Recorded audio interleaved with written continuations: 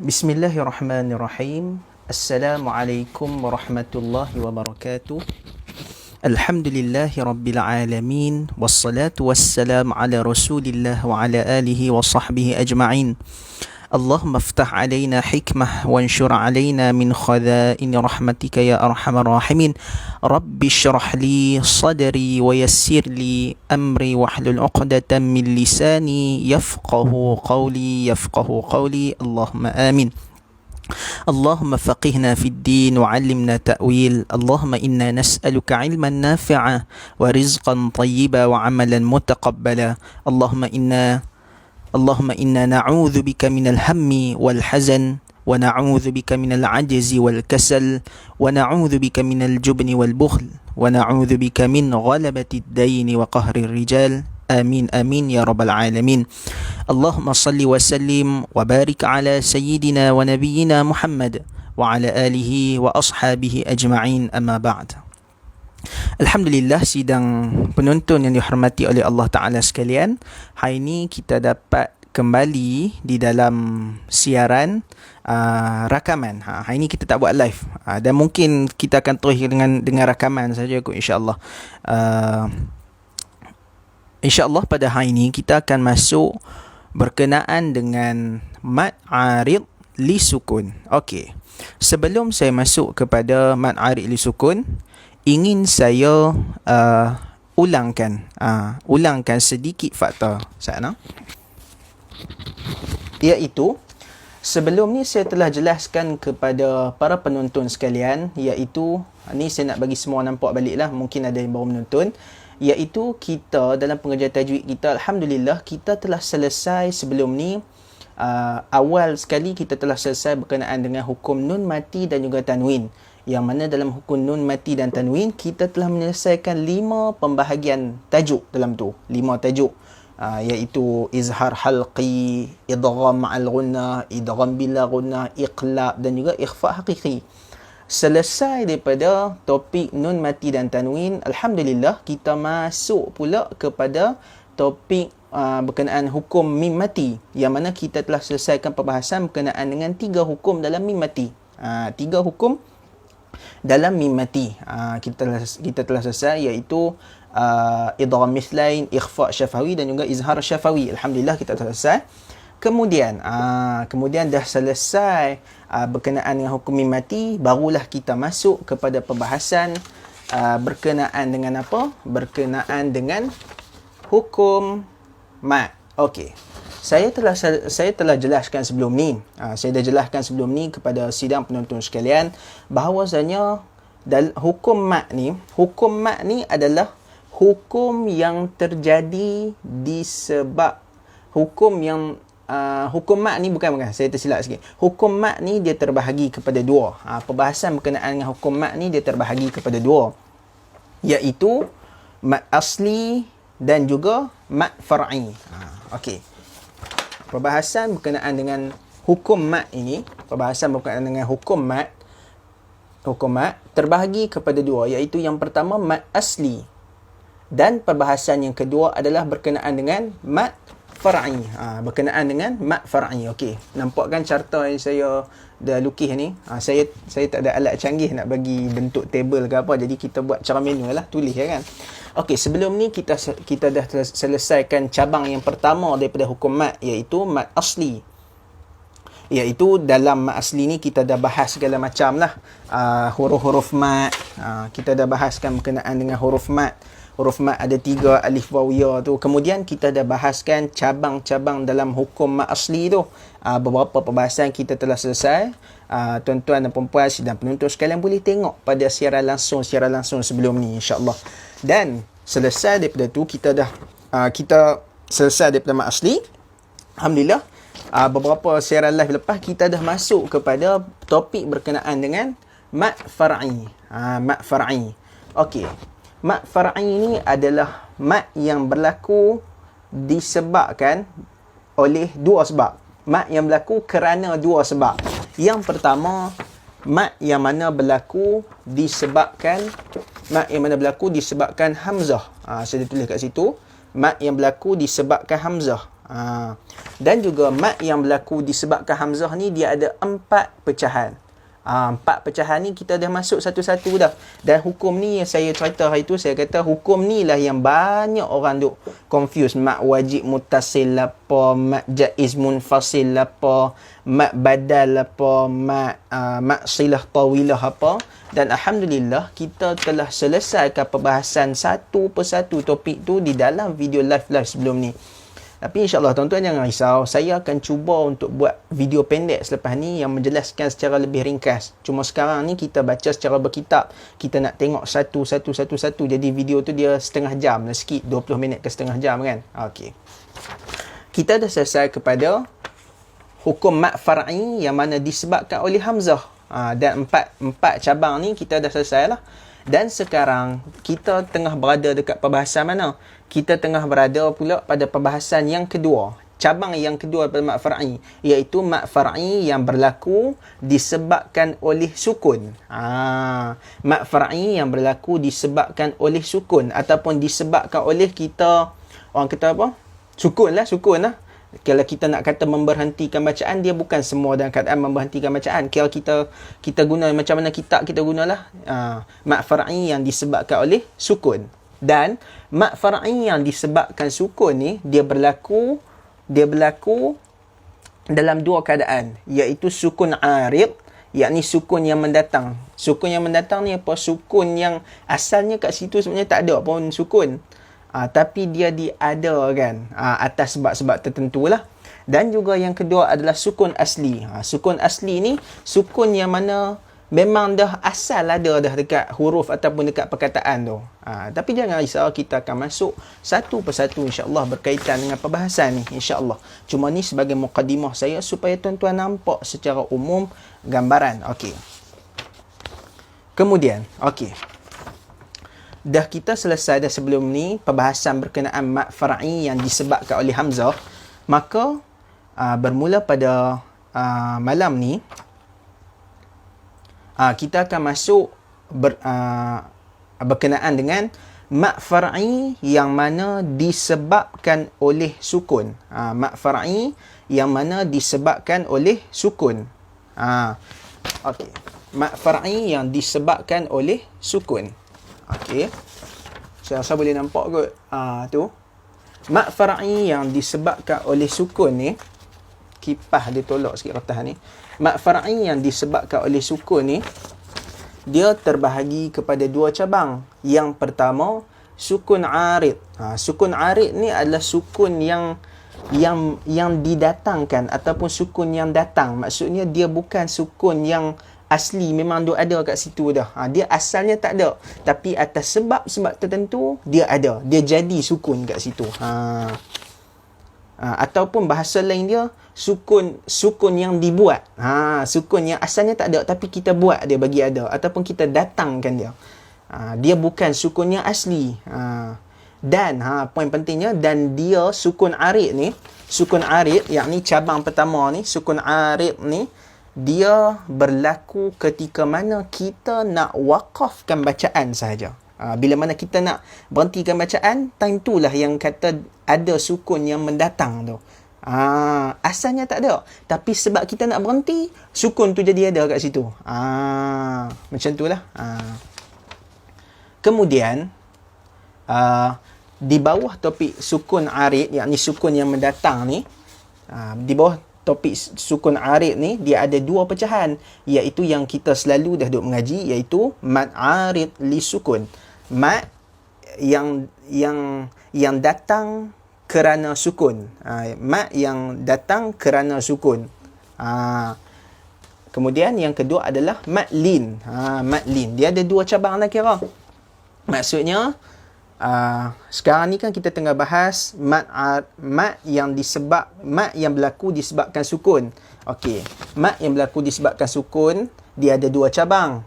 Yang pertama sukun arid, sukun yang didatangkan, bukan sukun asli. Asalnya dia tak ada tapi kita adakan dia. Dan dia ada sukun asli. Sukun asli ataupun dipanggil sukun lazim. Lazim tu maksudnya memang dia adalah kat situ.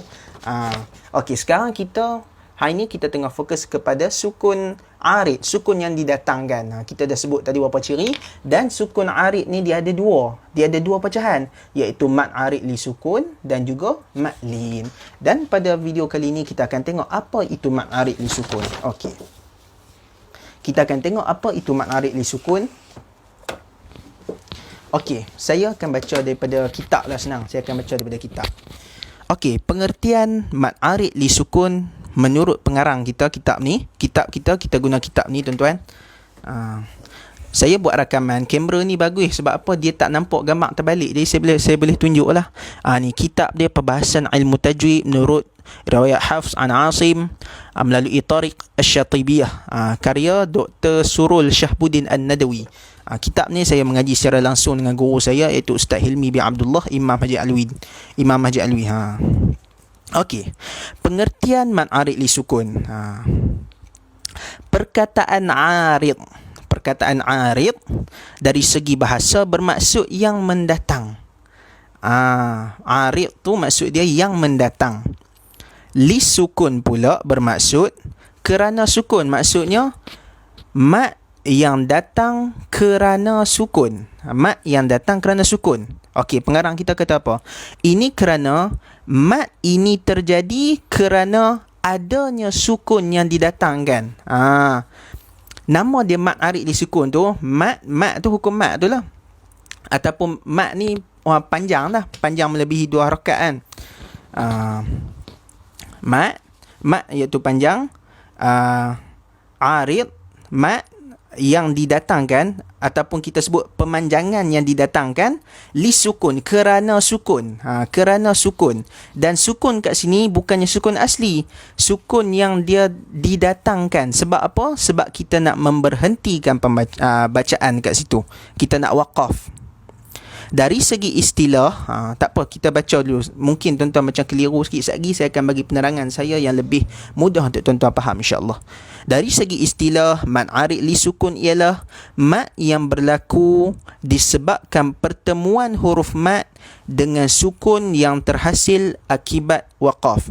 Saya ulang lagi sekali, mad arid li sukun kalau ikut istilah lah yang pengarang kita tulis, ialah mad yang mana berlaku, mad ni pemanjangan lah, pemanjangan yang berlaku disebabkan, dia kata apa?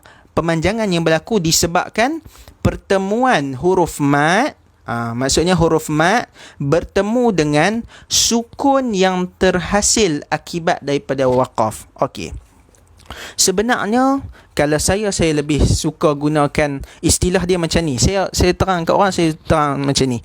Saya akan sebut kalau mad arid li sukun ni adalah keadaan dia macam mana. Mad arid li sukun ni adalah keadaan bila mana huruf mad apa dia huruf mad? Alif, waw dan ya. Ni saya ulang balik basic. Alif, waw dan ya. Sebelum alif berbaris atas, sebelum waw berbaris depan, sebelum ya berbaris bawah. Okey. Huruf mad bertemu dengan huruf yang berbaris selepasnya. Maksudnya apa-apa huruf lah. Maksudnya lepas daripada huruf mad ni ada apa-apa huruf je lah daripada huruf dalam Quran tu. Ada apa-apa huruf saja. Dan huruf tu dia berbaris. Tak kisahlah baris atas ke, baris bawah ke, baris depan ke. Janji fakta dia huruf mad bertemu dengan huruf yang berbaris. Tu fakta yang pertama. Dan fakta yang kedua adalah, dan kita nak waqafkan kat situ. Kita nak berhentikan bacaan kita kat situ. Tu fakta yang kedua. Okey. Dan fakta ketiga, dan kat situ asalnya tak ada tanda sukun, tapi huruf yang berbaris tadi kita tukar dia menjadi sukun. Tu yang nama dia arid li sukun tu. Mad yang didatangkan dengan sukun. Sebab tu nama dia mad arid li sukun tu. Okey, fakta yang ketiga adalah huruf yang asalnya berbaris ujung tu kita tukar dia kepada sukun. Sebab apa? Sebab kita nak berhentikan bacaan. Okey. Saya sebut apa? Fakta pertama tadi, mad arid li sukun ni adalah huruf mad, saya dah sebut tadi apa itu huruf mad, bertemu dengan huruf yang berbaris selepas dia. Huruf mad bertemu dengan huruf yang berbaris selepas dia. Kemudian fakta yang kedua saya sebut apa? Dan dekat situ kita nak waqaf bacaan ataupun kita nak berhenti bacaan. Dan fakta yang ketiga adalah huruf yang asalnya berbaris ujung tadi, yang mana dia duk lepas daripada huruf mat tu, dia tu perlu ditukar kepada huruf bertanda sukun. Dia perlu ditukar menjadi sukun. Dia tak ada lah pada tulisan. Tapi bila mana kita mengaji, kita tahu lah kat situ kita kena sukun kan, ataupun kita kena mati kan. Okey. Kalau saya contoh macam tu, tuan-tuan tak nampak. Orang yang tak bisa mengaji tak nampak lah. Orang yang bisa mengaji dia akan nampak sebenarnya. Okey. Saya akan tunjuk contoh kat tuan-tuan, insyaAllah.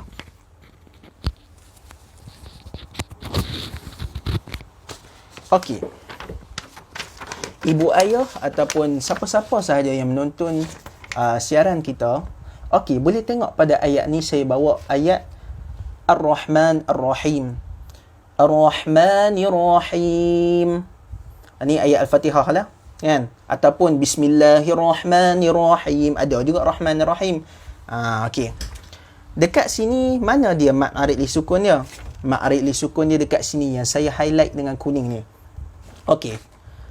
Kan kita baca kat situ Ar-Rahmanir-Rahim.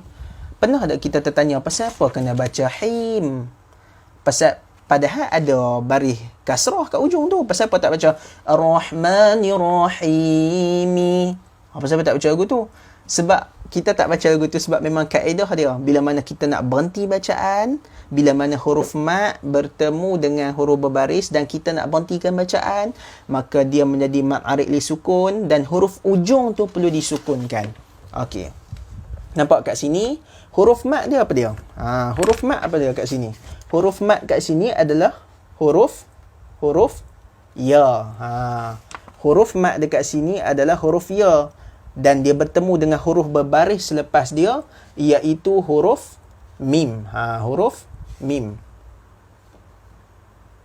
Saya duk ejah bagi kamera ni fokus betul. Okey. Boleh nah. Okey. Nampak? Sini huruf mat dia adalah ya. Huruf berbaris selepas dia adalah mim. Okey. Jadi, saya kata tadi, fakta pertama tadi adalah huruf mat bertemu dengan huruf yang berbaris. Fakta yang kedua adalah kita nak berhentikan bacaan dekat sini. Dan fakta yang ketiga saya kata apa? Huruf mim ni yang asalnya berbaris bawah, ataupun tak kisahlah dia berbaris apa pun dalam ayat lain ke, maka dia bila mana kita nak berhenti, kita perlu anggap dia ni ada tanda sukun kat atas dia. Jadi dia akan jadi Ar-Rahmanir-Rahim. Sebab itulah kita baca him. Sebab kita dah matikan mim tu. Kita dah sukunkan dia. Kita dah matikan dia. Sebab itulah dibaca dengan Ar-Rahim. Kita tak baca dengan Ar-Rahimi. Nampak? Saya rasa tu jelas dah tu. Kemudian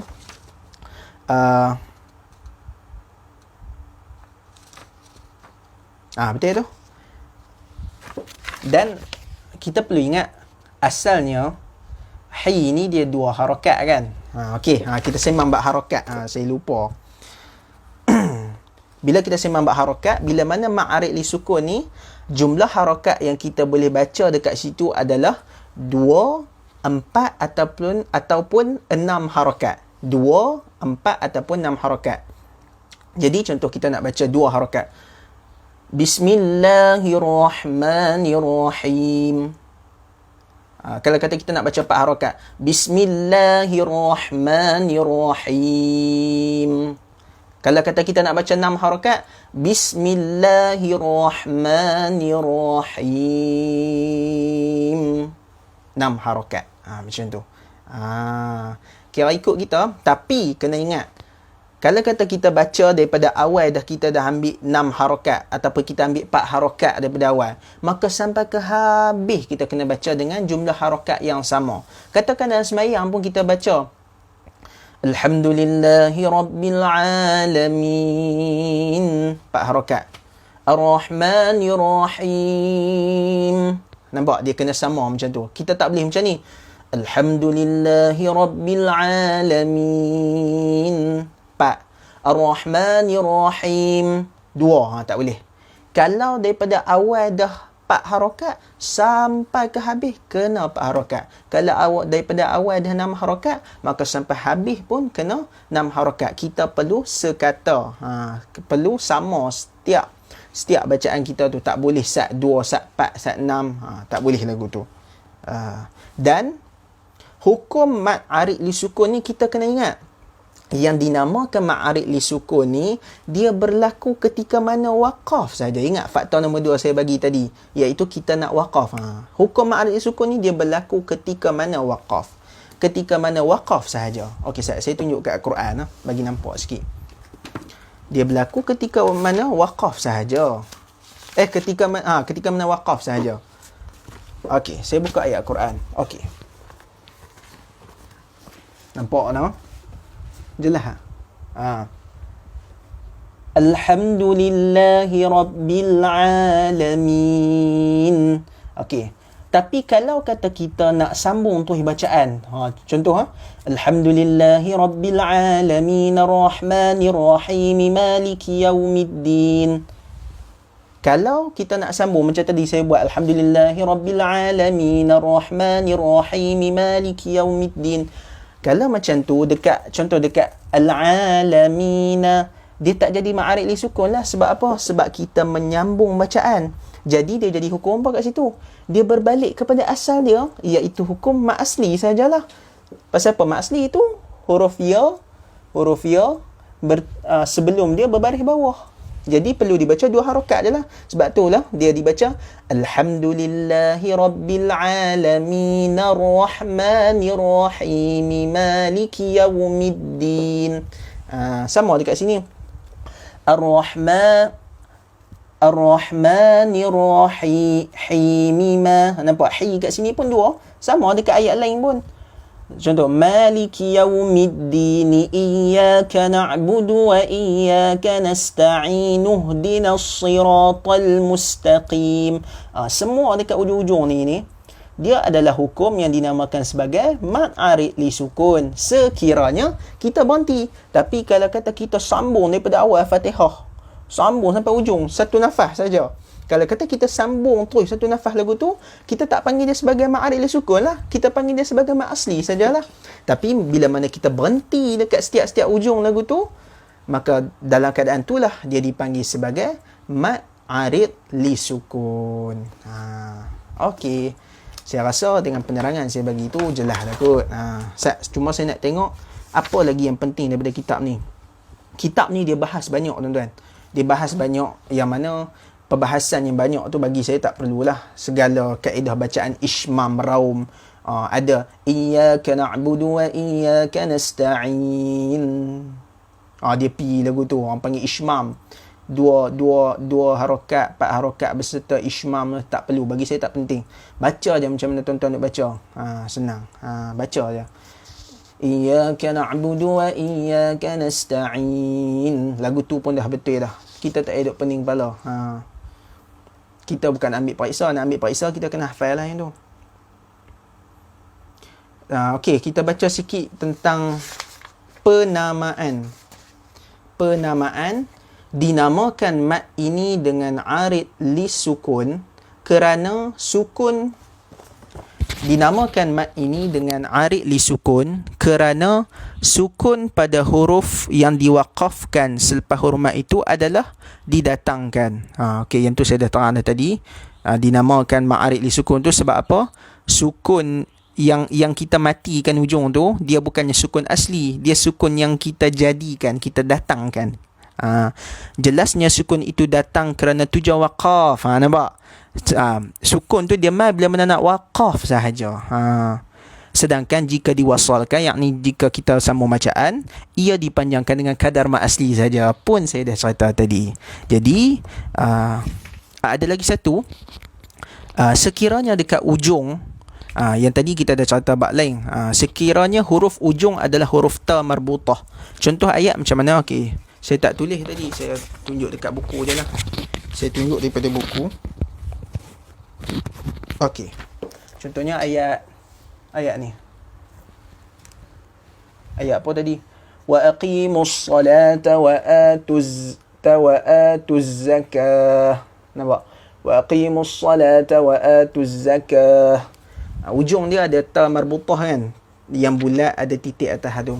Sekiranya ujung dia ada ta marbutah, kita tak baca dengan wa atuz zakat. Kita tak baca macam ta biasa yang ta panjang tu, yang ada titik dua tu. Dia dibaca dengan bunyi ha. Yang tu kalau kita tak mengaji, kita tak tahu. Tapi insya-Allah setakat lah ni siapa banyak budak-budak pun tahu hukum ni. Sebab dia hukum asas sahaja. Ingat, kalau sekiranya ujung huruf ta marbutah, maka dibaca dengan bunyi dia ha. Wa aqimus salata wa atuz zakah. Macam tu. Wallahu ta'ala a'lam. Maka selesailah pembahasan kita pada malam ni. Lebih kurang 25 minit malam ni video kita. Dan insya-Allah pada malam esok, walaupun sepatutnya esok Sabtu kita cuti kan, tapi sebab semalam kita tak ada video, kita tak rakam semalam, saya ada masalah sikit. Jadi esok kita cuba buat insya-Allah. Kita habiskan pada Matlin insya-Allah. Subhanakallahumma wa bihamdika asyhadu an la ilaha illa anta astaghfiruka wa atubu ilaik. Saya doakan semoga video ni menjadi bermanfaat, dan insya-Allah tuan-tuan, sekiranya video ni bermanfaat bagi tuan-tuan dan rasa memudahkan orang lain yang nak tahu tentang hukum ni, saya minta jasa baik untuk tuan-tuan semua share insya-Allah. Sekian, assalamualaikum warahmatullahi taala wabarakatuh. Jumpa lagi di channel Jom Mengaji Quran.